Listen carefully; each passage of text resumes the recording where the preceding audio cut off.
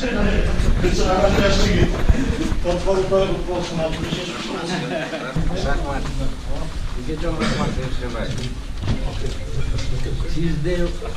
koldup dursa dostlar. 10 yılga çeyin dil oturuyor. Adamlar olursa... Qanday? Gaspor. Jasol to'g'ri o'ynab yuribdi. Baya yurgan. Olsun. Çopon izin berek. Buna çopon izin ver.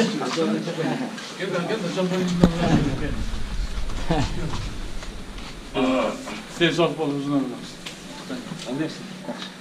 Ulan Çopon. Sizlerle küçük var. Küçük var. Ya, ben bunların valitolukların katarında hoşlarına geliyor. Өрішкеш, мүмкіншіліктен пайдаланып, президент мұнапыз райым сұраса ғана кешірем деді. Сіздің қандай оласыз? Қадамдарыңыз қандай болады? Мен 5 жыл 2 ай олтырдым. Ал жерде особая методика бар, десептеп олтырабыз. 2 айдан кейін колония поселенияға шығам.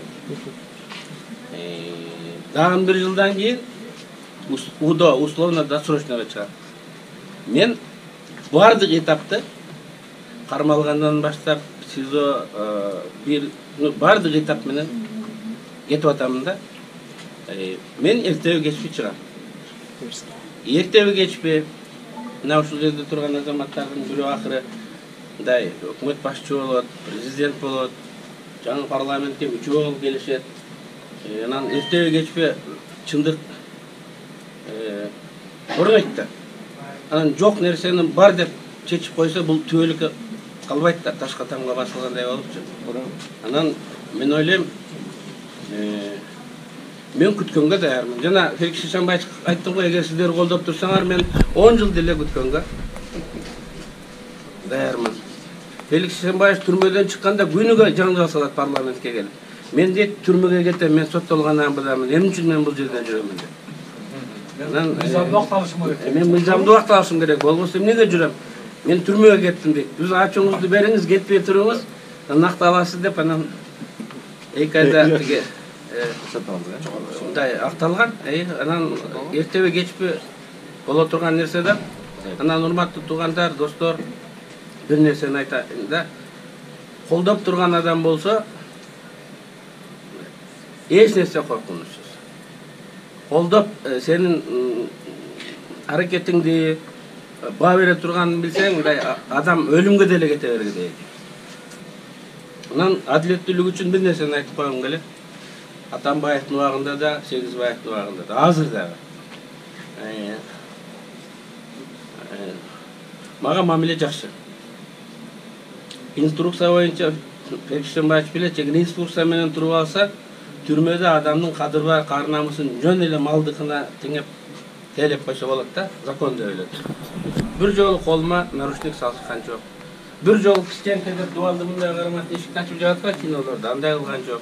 Мына балдар турат, байке кандай буюмдарын өзлөрү көтөрүп жүрүшөт. Анан бул балким инструкцияны бир аз бузгандык, но мен бүгүнкү бийликтин, мурунку бийликтин бар өзүнүн оппонентине, душманына жасагандай мамилеси дейм да. Ушул окшогон мамиле бизде мындай ар дайым болуш керек. Саясатчылардын арасында, эркектердин арасында, адамдардын арасында. Эреженин чегинде чабыш керек. Утулган адамга урмат болуш керек. Жеңилген адамга. Ал жеңилүү ар дайым билесиңер убактылуу. Өрішкеш, бир суроого мүмкүнчүлүктөн. Экс-президент Атамбаевга кандай жооп айтасыз? Ал өкүнгөндүгүн билдирди.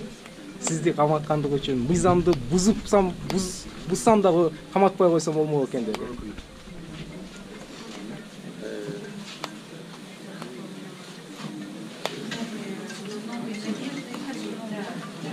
Мен бул суроого жооп бергим келбейт эле, бирок ошентсе дагы өзүмдүн версиямды айтып коеюн да. Көпчүлүгү ойлоду, Алмаз Атамбаев каматып койгонуна өкүндү деп. Мен башкача түшүндүм. Алмаз Шаршеевич мындай деди.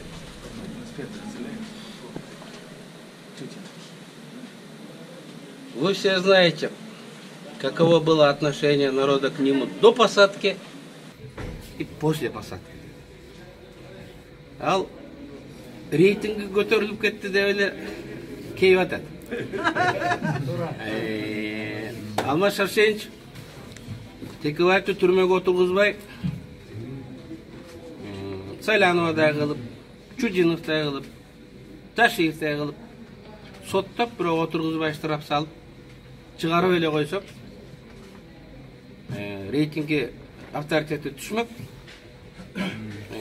Бирок элдин аябысына ошондон улам колдоосуна ээ болбой калмак эле деп мага өкүнгөндөй болду да, мындай ошого. Бирок тагдыр өзүнчө чечет эмеспи. Кандай болсо ошондой болду. Мына бул жерде отурган философ, биздин саясатчы байкелерибиз, Берик Шишембаев, Осмон Акынбекович баары Исмаил Исакович айтты да, ошол кырдаал тескерисинче эффект берди депчи. Бүт мамлекеттик ресурс, массалык маалымат каражаттар, күч органдары жөн эле басага алып, бир биштин уйпалап, эреже сактабай жасап атканда эл адилет туура эмес болуп аткан жака колдоо көргөзөт. Майда чүйдө каталар болгон болсо, аны жөн эле мындай кечип коёт. Анан ошондой бир коомдук пикирди трансформация кылып түп тамырынан өзгөрткөн ошол окуяны ушул Атамбаев жасады. Балким ал ошону өкүндү деп ойлойт. Мен ошондой деп ойлодум. Ал өзү кандай айтты, ал табышмак түрүндө айтты да. Ал табышмак түрүндө айтты, мен ушундай чечмеледим. Мы можем прямо сказать, что есть основания считать, что при новом президенте будет рассмотрение по-новому, и судебная система покажет свою объективность. Вот такой вывод можно было сделать. В связи с этим я уверенно заявляю, что освобождение – это вопрос самого ближайшего времени. Да, я в этом на 100% уверен. Да, и вот это мое пожелание.